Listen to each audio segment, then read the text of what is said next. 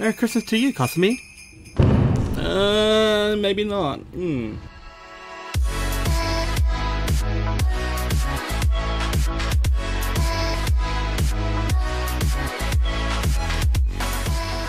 Hello and welcome to Turn Sideways. My name is Josh and I'm here to talk to you about the Banlist. Although it might be a bit late considering it came out in December, may as well late than never. The Banlist usually comes out once every 6 months, with the exception of that one particular time when it got a bit too hot under the collar. But anyway, besides the point, quite a few things that have changed. Let's have a look. If you're here and you just want a quick shot of the Banlist, here you go. There's more detail in the description down below, but if you want to have a little talk, just come and listen. First off, let's talk about Love Live Sunshine. Imagine trying to make a BLT sandwich, except you only got a choice between using the bacon, lettuce or tomato, and you only got one slice of bread because you ran out of food rations to get the rest. Anyhow, the set received its first restriction with a 3 choose 1 early last year, but the new restrictions see the level 0 Kanon being unrestricted, while the level 1 Mario Beta takes its place. The new restrictions also see the level 3 Your Finisher being restricted to only 1 copy per deck. So just imagine this, you got your level 1 Mario, which both scries, beats your opponent's face, jumps back to hand, combine this with that level 2 Rico being able to filter your hand and set up your level 3 Chicas, which play your level 3 Yor, which you just discarded by the way from Rico, back onto play for only 1 stock. You can easily have Love Live Sunshine hitting its first level 2 combat phase with multiple efficient level 3s which deal damage for free and incidentally. But now with that not possible anymore with the ban list, where do we go from here? Well, we can't make a sandwich, but we'll goddamn make it edible somehow. So there's a few options. One possible way is to focus on a mainly red build, using level 1 Chica Climax combo to gain advantage in the early game, use a level 2 Rico from the choice of 3, run a single level 3 Yor, then use the level 3 Chica from volume 2, which Climax combos to burn and gain power if you have Yor and Rico on the field as well. Not that bad. Another option can be to choose a level 1 Mario from the choose 3, then use the unrestricted Kanon to loot Marios if they fail to bounce the hand when they die, and then at the later game use level 3 Ruby, which is a Climax combo to deal 2, and run the level 3 Yoshiko Musashi. You can also use level 3 Hana Mario, which is similar to the Chica we had earlier, which if you have another Yoshiko and Ruby, gains a massive power boost and has a chance to deal multiple instances of damage by milling triggers from your deck. Overall, the set has taken a massive hit, however the ban does have some upsides. Now with the Yor being restricted, you're allowed to have some flexibility as that's no longer the set choice for the set. Whether we can find a decent sizable deck is to be determined still. Next up, let's talk about a set that's largely been avoiding the ban list until now, and that's Analogic. Analogic started out as a spin-off of the ill-fated Analogic TCG, rest in peace. Above the arrival of the second set, Analogic was able to flood the board and the meta with massive level 3s thanks to the alarm card introduced in the second set. Now, not so much. So let's have a closer look. One borrow over from the Analogic TCG was the ability to transunion or simply to trans.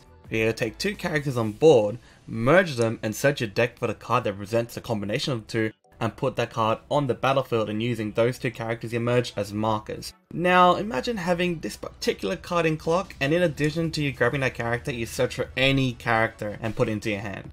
So eventually this sets up more trances with searches, more searches, which well eventually you're going to get a whole board full of massive beaters and some back row assistance with little if any detriment to your hand size.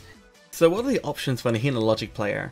The deck can choose to go all in on Nucore and focus on the original compression focus builds.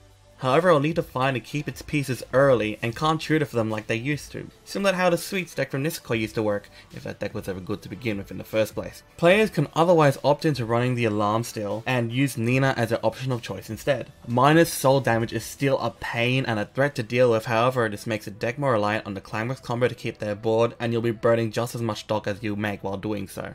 Overall, Analogic got a consistency hit. Players may switch to the Nina build, but as late, Bushiroad has also been putting a lot of hate against Analogic. Take for example the bounce triggers that have been running around lately, Godzilla wiping your board, the Yuragi Soul event just sending full cards on opponent's side face down and switching it everywhere. All these cards come in, wreck markers, screw everything up. Although these cards aren't meta defining, the fact that these options exist make Analogic somewhat not as invulnerable as it used to be. Now let's talk about a set that seems to be topping the most lately, especially in Japan. Let's talk about Bang Dream. The set's no stranger to the ban list, getting its first hit only in September when the Castmate PR was limited to 1 copy. The card was great as it buffed your level 0s, found your level 1 climax combo, and also the piece to go with it. And it helped you hex your hand because you discard 2 to search you. It was insane. Apparently Bushiroad now thinks the same way, with the card now being completely and totally banned. Bang Dream has also got a 3 choose 1, but here's my little tinfoil theory, hear me out. While they may chosen these 3 particular cards to ban, we can look at by looking at another set that had similar issues. Gotcha-san. The set had both the utility anti-change counter and at the same time one of the best finishes in the game back then, put in a choice of 2. The theory goes is that since counters are essentially colorless because you just need to discard them out of your hand and there's no color requirement, they can be played in any deck. You had decks like yellow, green, Sharo decks, you had mono blue, Chimamo decks just running red because you can, and it was incorrect not to. These cards also had a salvage trigger on them, meaning you can just grab them from the waiting room without caring for color. It was gross. And best part about this is that these cards don't have any synergy with the rest of the deck. You can just plot them in and it would work. And so that brings us back to Bang Dream, where the refresh counter can be used in any deck and used for days, especially when you have that toilet event where you can just spam all the stock you want and not give a damn. Add to the mix a 3-2 Arisa, which forces your opponent to refresh a deck, leaving a climax of their choice remaining in the waiting room, and a good luck bread event ability to refresh opponent's stock as well, while you slam Yukinas and burn 2. And because red-blue was a common combination that you're gonna play anyway, why wouldn't you put these in? There's no rollback in doing so otherwise. So what song do Bang Dream players still have left to sing? Honestly, a lot. The Banlist doesn't aim to knock the guts out of the deck like Love Life Sunshine, but it softens the bite. You're still able to build most of the main bads completely fine and unaffected. However, the most prevalent build will not have an insane 1-turn kill potential anymore. Players may consider other options like the 3-2 Mocha, which has a climax combo locked to top 2 cards opponent's deck, and get rid of any climaxes you see there. That's not to say that Yukino won't see a play. Dude, she's insane. People will play her anyway. Although out of the 3 cards that are in the hit, most likely the stock refresh event will still be played the most, mainly because it's so good against most of the other decks in the format still. And finally, some good news. Let's talk about Milky Holmes. The set finally got a restriction partially removed, with the Cordelia's Gala event being restricted to only 1 copy from a total ban. The card was first restricted back in the good old days of 2012, when 1175k of hand on call was the thing to beat. Well, times have changed, haven't they?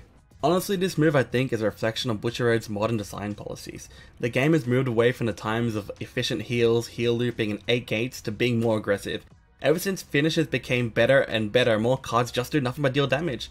The value of cheap and efficient heals has become less and less. Let's talk about cards that have been removed for similar reasons, like the Hull being an easy example. Sometimes too much heal is too much. The Carpo's Turbo Healing Man is not going to come back for a long time yet still. The card seems to be a nice addition to the deck, not too game breaking but not exactly a game changer for the deck anyway. The deck's already good as it is, it doesn't need any more changes. Don't expect this deck to be coming down on you like a pile of bricks, unless your meta's like really weird.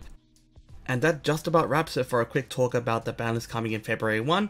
If you want a higher quality image, you can look at the description down below. Don't forget to subscribe and hopefully we get to see you sometime soon. See you around.